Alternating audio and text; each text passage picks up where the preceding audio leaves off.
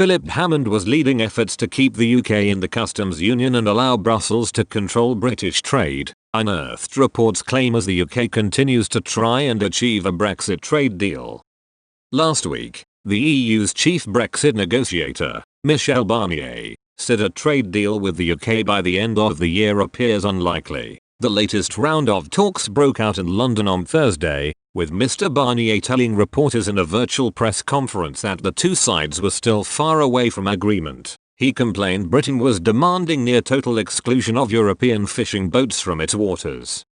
While there have been signs of compromise in some key issues, such as the need for a single deal rather than multiple sectoral agreements, Brussels still insists on maintaining its current fishing rights in British waters and wants London to agree to a number of EU regulations, including environmental standards, workers' rights and state aid rules.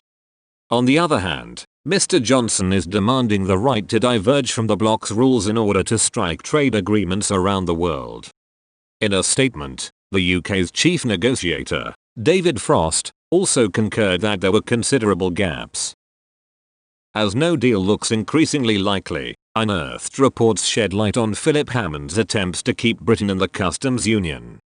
According to a throwback report by the Daily Express, in 2017, the former Chancellor of the Exchequer was leading efforts to keep the UK in the body and allow Brussels to control British trade.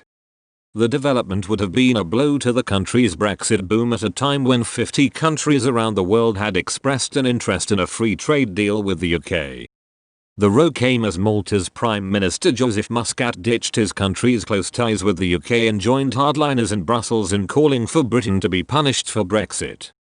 A senior Tory source said, "It looks like we have won the argument over leaving the single market.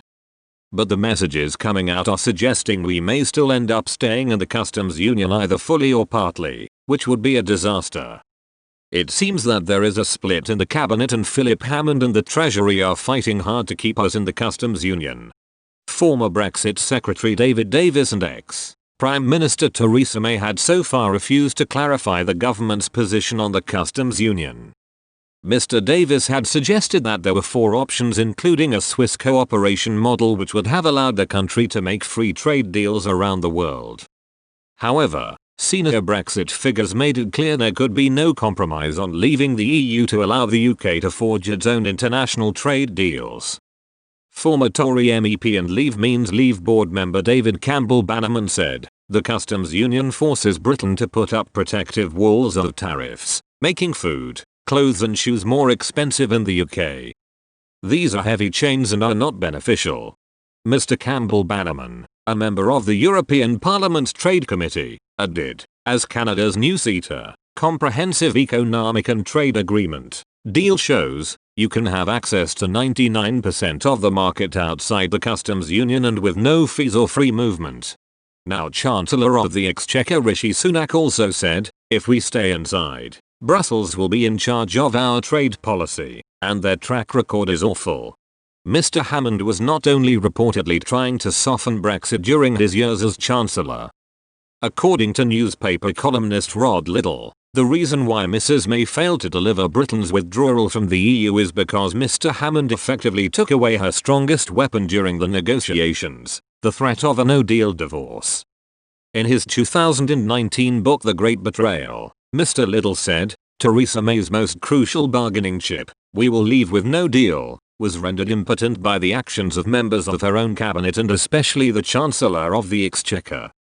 The correct approach to negotiations would have been to explain to Barnier et al. At the outset, "We are leaving the EU. We are perfectly happy to do so with no deal other than a WTO deal, and pay you nothing whatsoever. But you are our friends and allies and we would like to be helpful." However, Mr. Liddell noted that Mrs. May could scarcely use the threat of no deal, which would be gravely injurious to countries within the EU, because the threat was palpably false. He explained, at various stages, over the course of 18 months, when May and her team left for negotiations, Philip Hammond, the Chancellor, would state either that there was no possibility of a no-deal Brexit, or that a no-deal Brexit would mean planes won't be able to take off or that the economy would be ruined. Fellow frontbench Remainers echoed these remarks and added a few of their own. Seen from the EU perspective, this made it clear that no deal was a paper tiger. It should have been the starting point from which negotiations proceeded, and of course, Hammond should have been sacked. In short, May's strongest weapon was effectively taken away from her.